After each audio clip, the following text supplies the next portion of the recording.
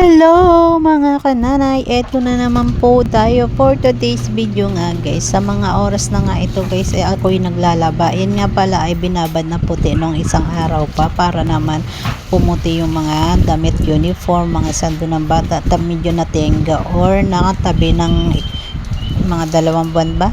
Kasi nga yung mga ginagamit nila yan sa pagpasok sa school. Sabi ko ibabad muna para naman pumuti-puti ang ating mga damit. So ayan na nga guys, dahil araw ng laba. So ayan na nga guys, ako na yung naglaba kasi umpisa na naman tayo. Ako na naman naglaba kasi may mga pasok na yung bata. Sabi ko pag may pasok ako na ulit maglalaba. Nung wala kasing pasok sila yung naglalaba.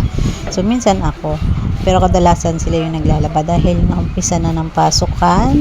So naawa naman ako sa mga anak ko. So, syempre, ako na lang muna maglalaban na naman ulit. So, kailangan na naman natin magsipag. So, laba tayo tuwing Sabado. Pagdating ko, galing trabaho. So, maglaba. Ayun. Kaya, ayan, naglalaban na naman ako.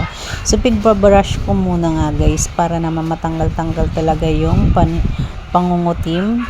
So, nababad na rin yan sa, sa Sunrocks. At, wina-washing ko. So, tinitingnan ko kung may pannilaw-nilaw yan, binabrush ko nga siya guys para naman talagang maputi. So kung hindi na matanggal, so hayaan na lang natin kaysa naman pakihirap tayo, basta binabad ko na yan guys. So ayan, kailangan natin kusot-kusot din kasi mga t-shirt lang guys na puti, sando, at kasama na rin dyan yung kanilang uniform, polo, blouse na puti para naman pagpasok sa Lunes is maputi at ready na. So ayun na nga guys, nagbabalnaw na ako niyan guys ng mga puti pa lang yan guys ha, wala pa yung sa kalagitna ng akin labada, sobrang dami kasi 1 week yung mga anak ko bihis ng bihis, lalo na si Kulit dahil mainit, paggabi maliligo bihis ulit. So ayan, puro puti muna yan guys, inuna ko na labhan dyan. Hala, hindi na ako nakahinga.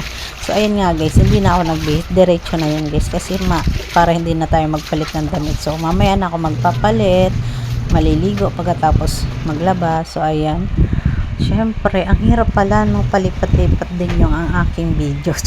So ayan, nilipat ko na naman sa kabila yung cellphone, syempre wala tayong videographer. So ayan na nga guys, sinangon ko na yung aking na dryer.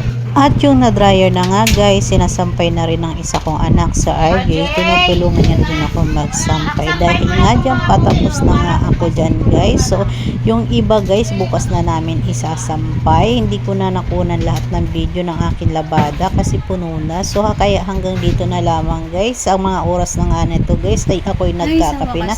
At nakaligo na rin ako. At maraming salamat nga pala guys sa inyong panonood. At pasensya na kayo dahil ito lang ang aking content, gawaing bahay. Bye!